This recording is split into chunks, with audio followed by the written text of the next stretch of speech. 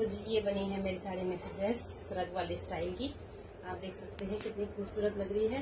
इस तरह से लुक आया है इसका। लग रहा है कि आपको साड़ी में से निकाला है मैंने। ये बहुत पुरानी साड़ियां हैं, मेरे ख्याल से 20-25 साल पुरानी साड़ियां लग रही हैं डिजाइन के हिसाब से। लेकिन अब जो नया, और इसके नीचे ये पैंट आएगी इस तरह से डार्क ग्रीन पैंट। ये पैंट ऐसे दिखेगी इसके नीचे से, और यहाँ तक पहना जाएगा एक ब्लाउज अंदर से बैक वाला या कोई और साइड जिप वाला। तो इस तरह से ये नीचे का इस तरह से ये लुक आया है। देखो आप कितना खूबसूरत है। ये पैंट मैं साइड कर देती हूँ।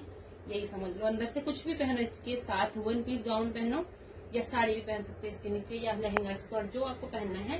ये ऊपर से डालने के लिए है फैंसी। तो इस तरह से ये लुक आया है। चलकर ऑन है। तो इस तरह से ये रेडी हुआ है। हैवी वर्क मैंने फ्रंट पे दे दिया है ये, और नीचे फ्लेयर पे दे दिया है ये हैवी वर्क इस तरह से, और बैक में चोली पे आई है ये वर्क। तो इस तरह से ये मेरा रेडी हो गया है। घूमर घूमर घूमर घूमर बंद करेगा घूमर।